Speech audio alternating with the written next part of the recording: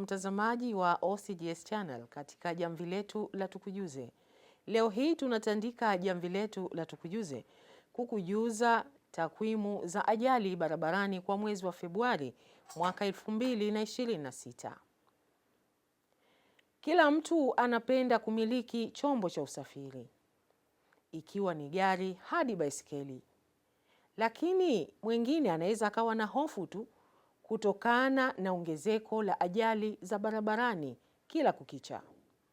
Maana leo takwimu zinaonyesha kuwa jumla ya ajali 36 zimeripotiwa kutokea mwezi Februari mwaka 2026, ikiwa ni ongezeko la 9.7 kutoka ajali 33 zilizoripotiwa mwezi wa Januari mwaka 2026.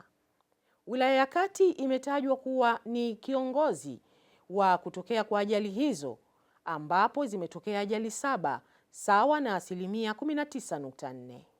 Kuna jumla ya ajali 36 zimeripotiwa mwezi Februari 2026, ambapo tunaona wilaya ya Kati imeripotiwa kuwa na ajali zaidi ambazo zilikuwa ni ajali 7 sawa na 19.4% ukilinganisha na wilaya nyingine. Ulinganisho wa ajali za barabarani kwa mwezi Februari 2026 na mwezi Januari 2026, tunaona idadi ya ajali za barabarani zilizotokea mwezi Februari 2026 zimeongezeka kwa 9.7% na kufikia ajali 36 kutoka ajali 33 zilizoripotiwa mwezi Januari 2026.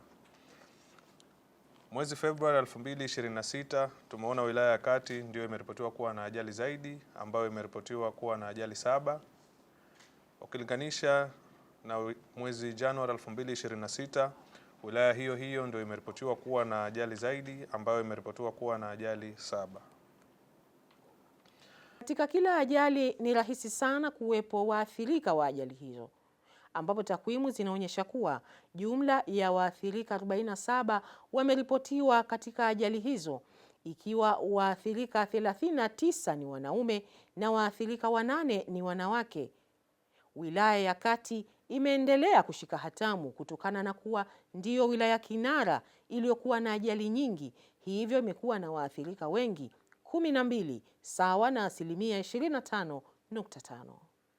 Jumla ya waathirika 47 wameripotiwa mwezi Februari 2026, ambapo tunaona waathirika 36 walikuwa ni wanaume na waathirika 8 walikuwa ni wanawake. Wilaya ya Kati ndiyo imeripotiwa kuwa na waathirika wengi zaidi, ambayo ilikuwa na waathirika 12 sawa na 25.5% ya waathirika wote ukilinganisha na wilaya nyingine.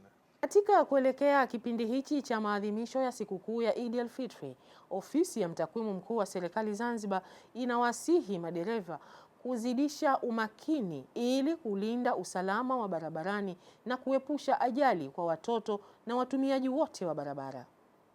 Hadi wakati mwingine, hatuna la ziada. Kukuletea jamvi la Tukujuze, mimi ni Salama Njani, wenzangu ni Amuri Abdurahmani Amur, Azizi Idi Sleman na Sheha Haji Dau. Hadi wakati mwingine, tutatandika tena jamvi letu la Tukujuze.